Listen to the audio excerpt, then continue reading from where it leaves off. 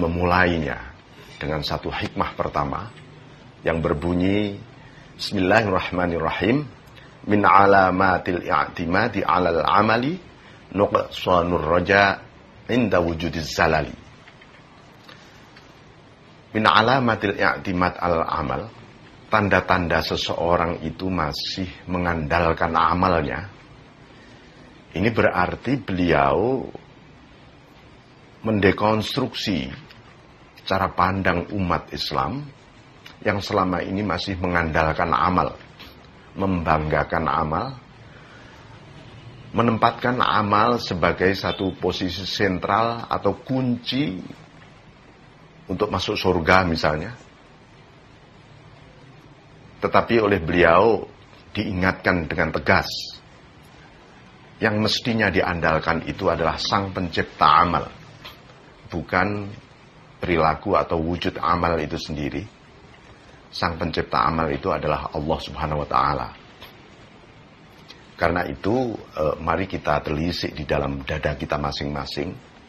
Apakah kita ini masih tergolong hamba Allah yang mengandalkan amal, atau mengandalkan Sang Pencipta amal di dalam melakukan amaliyah ubudiyah sehari-hari. Nah, disinilah Ibnu Athaillah membuat satu indikator.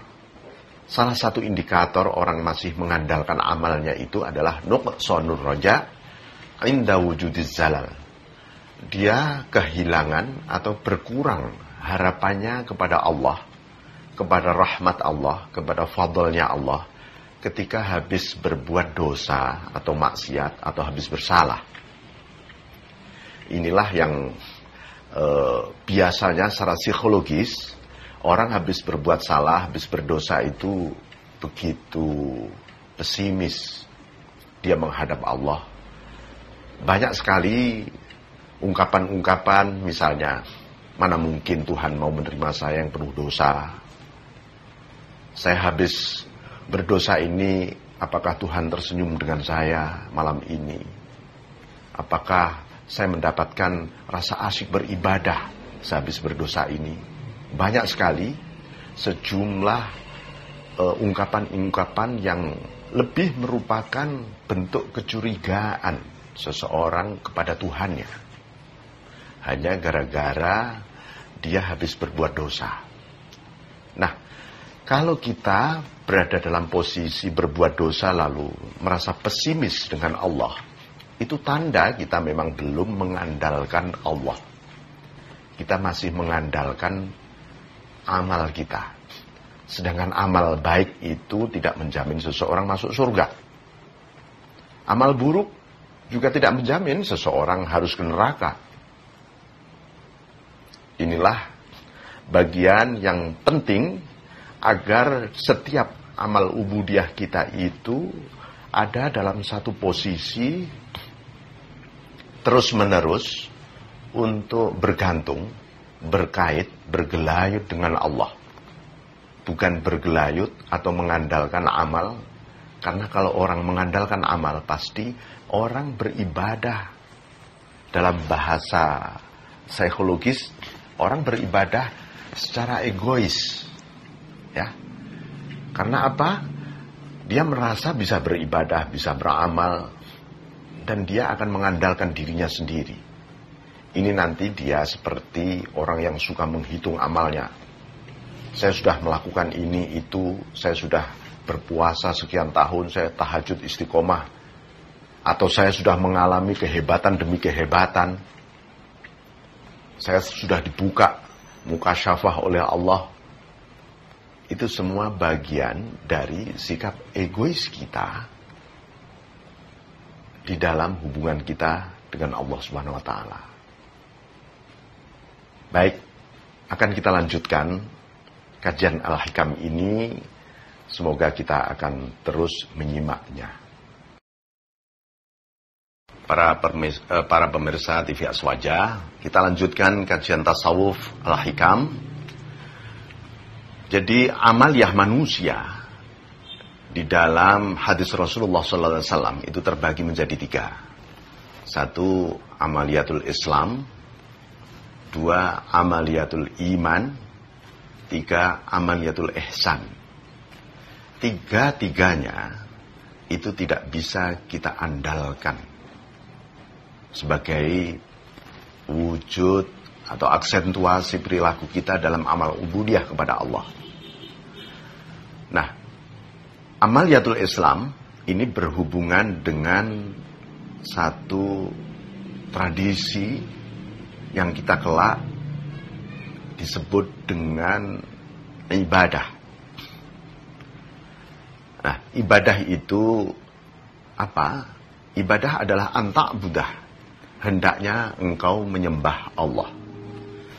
Amal ibadah kita ini yang tidak bisa kita jadikan andalan dalam posisi apapun, oleh Rasulullah SAW dibagi menjadi 3. Satu, yang disebut dengan amaliyatul Islam. 2, amaliyatul iman.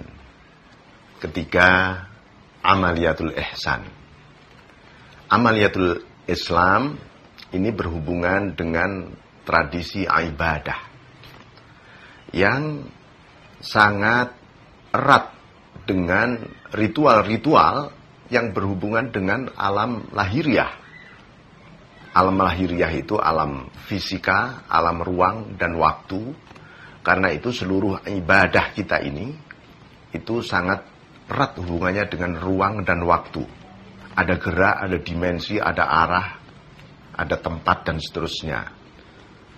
Nah, di situ Rasulullah menggambarkan kelak menjadi rukun Islam yang 5. Setiap rukun ini menggambarkan bunyi, gerak, maupun arah, tujuan, tempat, waktu, dan seterusnya. Untuk apa? Li islahid dzawahir. Untuk menata kehidupan alam lahiriah kita. Ini Islam, ibadah. Nama dari aturan-aturan ibadah ini disebut dengan syariah. Karena itu syariah itu hubungannya dengan alam lahiriah belaka. Tidak ada misalnya syarat rukunnya sholat harus khusyuk misalnya. Harus ikhlas. Puasa harus ridho, harus tawakal. Itu tidak ada.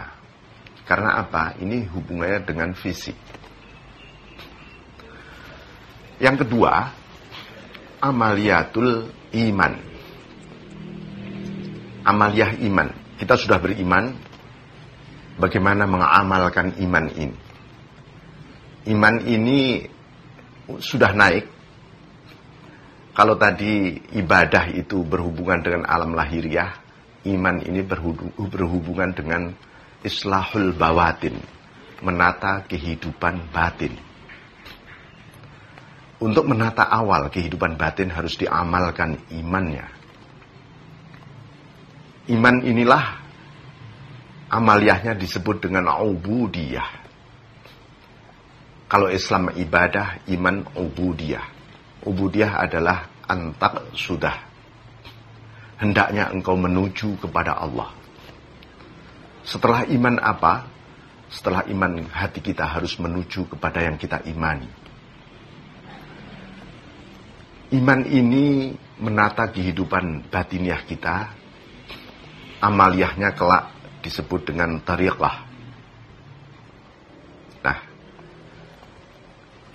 tradisi amaliyatul iman diatur oleh yang namanya akidah.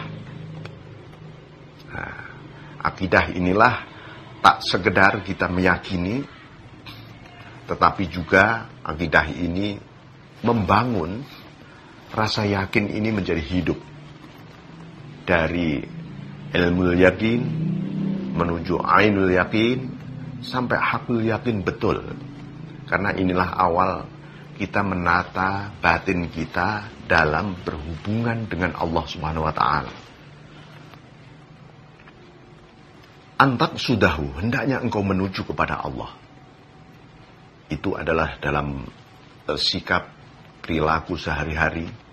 Anda sholat, puasa, bersedekah, bekerja, dibangun mulai saat ini. Ya Tuhan, ya Allah, aku menuju kepadamu. Kalau Tuhan bertanya, kenapa engkau menuju kepadaku? Ya, aku hanya ingin cinta dan ridhamu. Aku ingin ma'rifatmu. Berikanlah semua ini kepadaku, Tuhan. Aku ingin hadir di hadapanmu, Tuhan. Aku nggak ingin apa-apa. Ini proses awal kita membangun batin kita. Amaliyatul iman inilah yang harus diwujudkan dengan yang nomor 3, yaitu amaliyatul ihsan. Amaliyatul ihsan oleh Rasulullah disebut anta'budallah ka'annaka tarah. Hendaknya engkau beribadah seakan-akan engkau memandang Allah. Fa'in lam takun tarah fa'innahu yarok. Kalau engkau tidak bisa, maka engkau harus yakin Allah memandangmu. Pandang memandang. Ini butuh satu kehadiran jiwa. Butuh kesucian. Butuh penekanan terhadap nafsu kita. Ini kelak membubung menjadi sebuah tradisi tasawuf. Yang merupakan ruh dan inti dari amaliyatud din kita ini. Siapapun yang menolak tasawuf berarti dia menolak ruh dari agama ini. Ya seperti ibarat manusia tanpa nyawa. Apakah kita menginginkan hidup kita seperti tengkorak? Berjalan bagai hantu. Hanya gara-gara kita menolak tasawuf. Karena tidak ada ruh. Tidak ada nyawa di dalam beragama kita. Oleh karena itu, marilah di dalam amaliyatul ihsan ini, kelak kita akan mendalami dunia tasawuf. Beribu-ribu bahkan berjuta-juta kitab mengenai tasawuf hanyalah untuk mengeksplorasi apa yang disebut ihsan. Hal yang sama, berjuta kitab mengenai akidah, tauhid, hanya untuk mengeksplorasi tentang iman. Kitab-kitab fikih, berbagai madhab, itu semua untuk menegaskan apa yang disebut syariah. Tiga-tiganya haruslah hidup. Hidup dalam satu eksistensi kehambaan kita. Bukan satu persatu. Bukan tahap bertahap. Islam dulu, iman, baru ihsan. Nanti akan kita lanjutkan, pemirsa, setelah ini. Para pemirsa TV Aswaja, kita masih dalam kajian tasawuf kitab Al-Hikam karya Ibnu Athaillah Sakandari.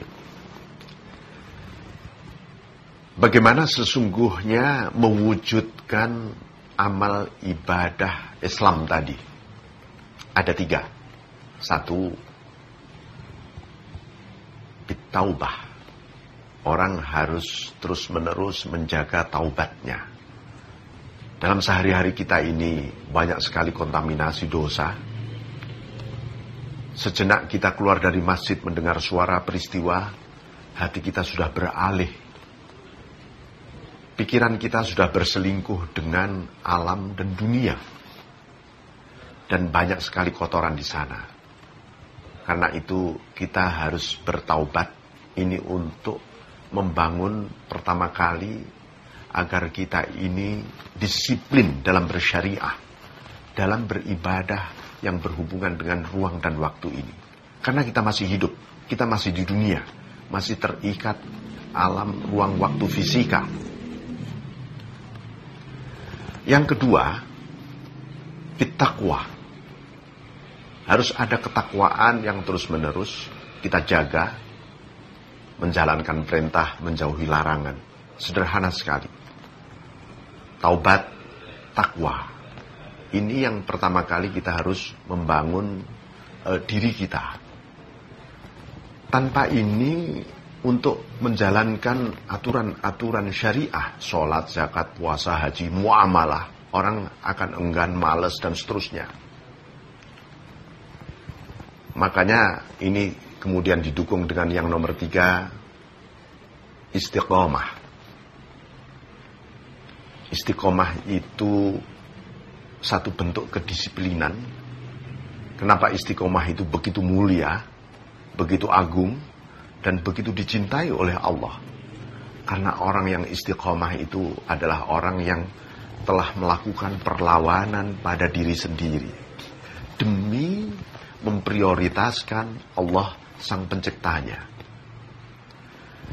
Orang istiqomah itu berat, sulit, karena dia memang melakukan perlawanan pada selera-selera nafsunya, syahwat, maupun kesenangan-kesenangannya, bahkan imajinasi-imajinasinya. Istiqomah ini bentuknya adalah rutinitas, dan Rasulullah membangun istiqomah itu dalam bentuk amaliyah, misalnya tahajud sekian rakaat, rutin beliau lakukan. Qobliyah, ba'diyah. Kemudian beliau menganjurkan kita zikir sekian kali, subhanallah 33, alhamdulillah 33, Allahu akbar 34. Ini bagian dari cara beliau mendidik istiqomah. Agar apa? Agar kita ini berada di dalam track Shiratal Mustaqim, jalan yang lurus. Jalan yang lurus adalah jalan yang menuju kepada Allah, lurus.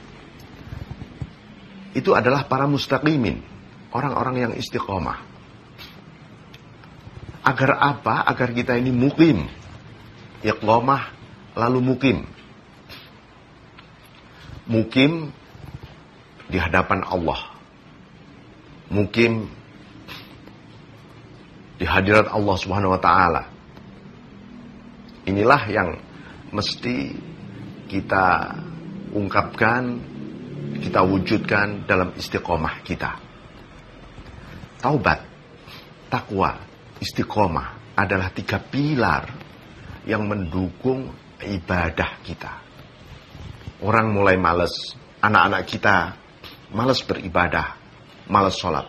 Coba diajarkan perbanyak istighfar. Coba diungkapkan aturan mana yang diperintah dan dilarang. Dia akan disiplin dengan sendirinya. Dia akan mudah membangun sikap, komitmen, dan seterusnya. Kenapa kita ini masih diperintahkan untuk beribadah dengan berhubungan ruang dan waktu? Karena semesta raya ini bergerak, berkonvergensi, berinteraksi, karena ada hubungannya dengan ibadah para hamba Allah di seluruh dunia.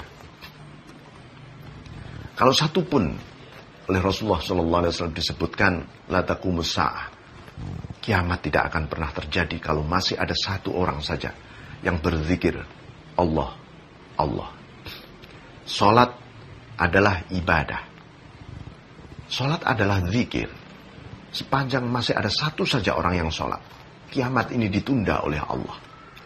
Ini berarti gerak-gerik salat, bunyi di dalam salat, esensi bacaan di dalam salat sangat berhubungan dengan penataan kehidupan semesta raya ini. Dan ini pasti akan berhubungan dengan penataan kehidupan sosial kita. Kita berjamaah di sana, kita saling mendoakan.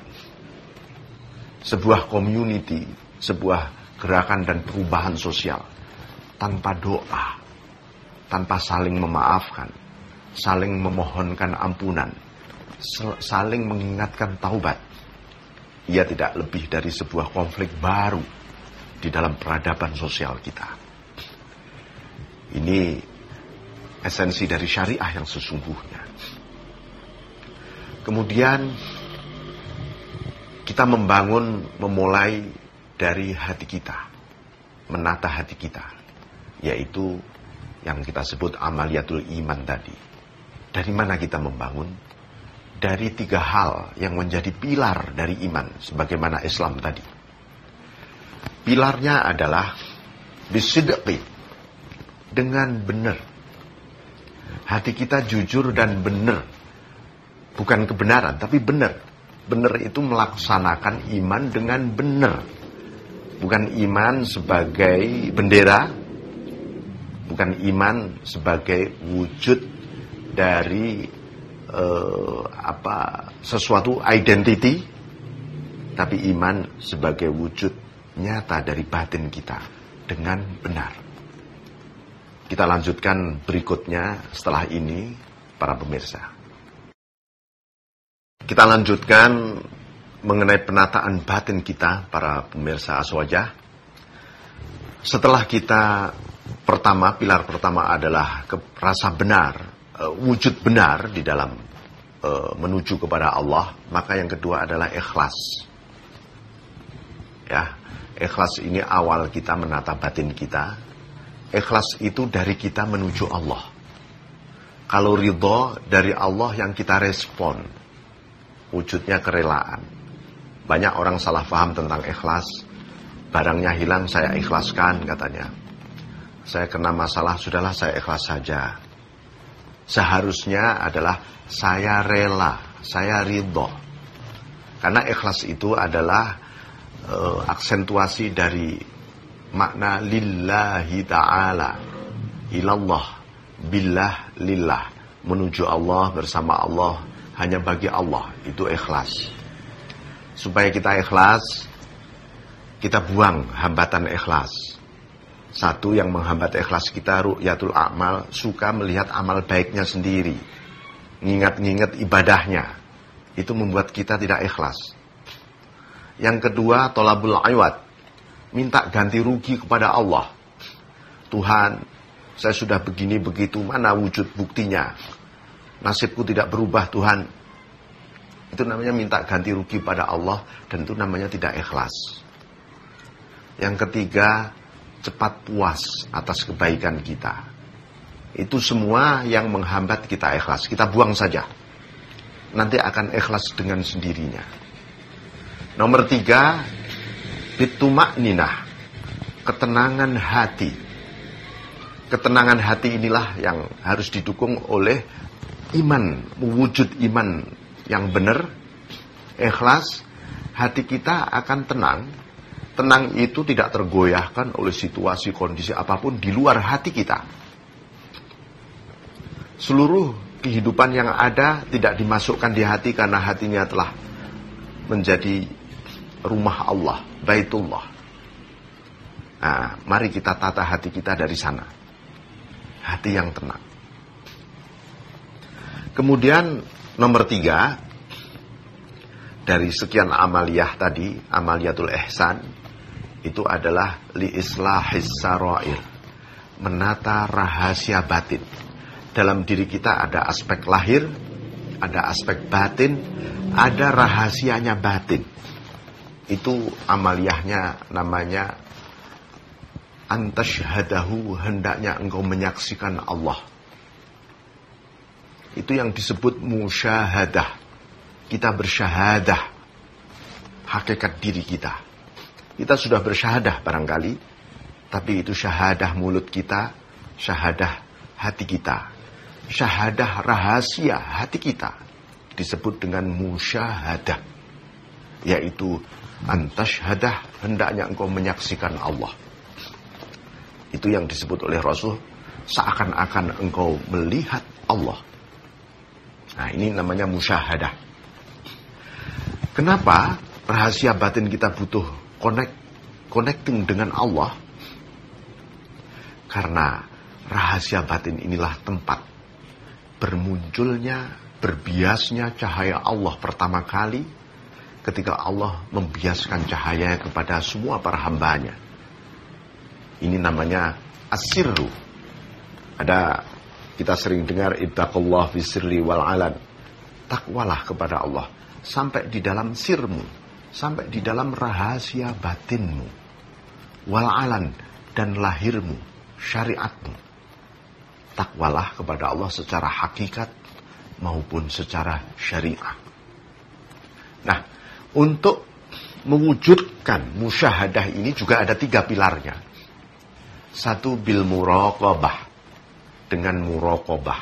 Muraqabah itu meniti, mewaspadai Allah. Dengan cara apa? Dengan cara kita menyadari bahwa Allah terus-menerus raqib, mewaspadai kita.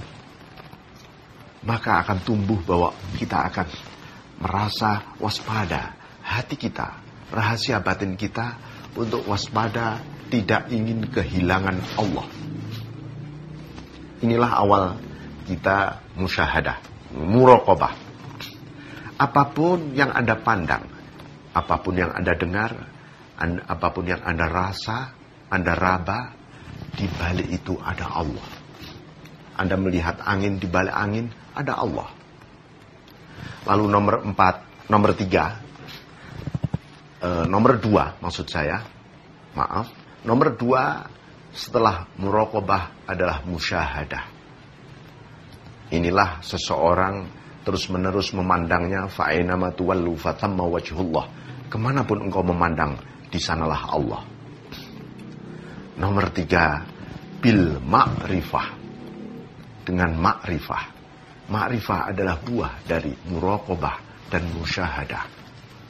Ini perlu diketengahkan karena orang akan sulit ma'rifah kepada Allah apabila dia tidak menata kehidupan rahasia batinnya.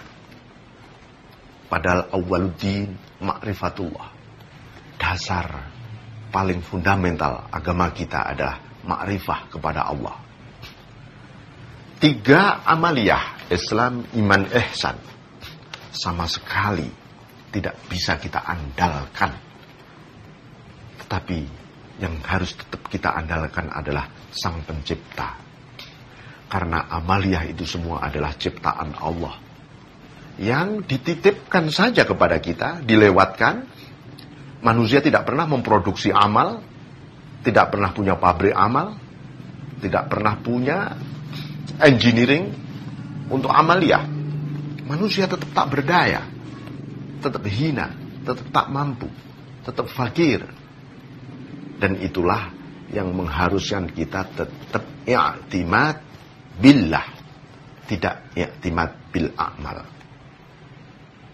Jadi, saudara, para pemirsa Aswaja, kesimpulannya kita ini dalam setiap gerak-gerik kita harus menyadari bahwa semua ini sesungguhnya dari Allah. Kemana? Menuju Allah, ilallah. Dengan siapa? Billah, ya bersama Allah.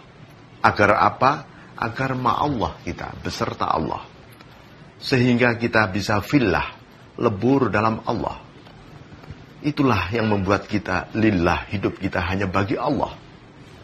Lalu kita hanya bersandar pada Allah. Alallah. Inilah para pemirsa yang membuat kita harus i'timad, mengandalkan Allah dalam fi kulli syai', dalam segala hal, dalam segala apapun. Tanpa itu, maka kita akan terlempar dari Allah, walaupun berjuta-juta, bermiliar amal kita. Sekian para pemirsa untuk serial kali ini. Terima kasih. Wallahu muwaffiq ila aqwamit thariq. Wassalamualaikum warahmatullahi wabarakatuh.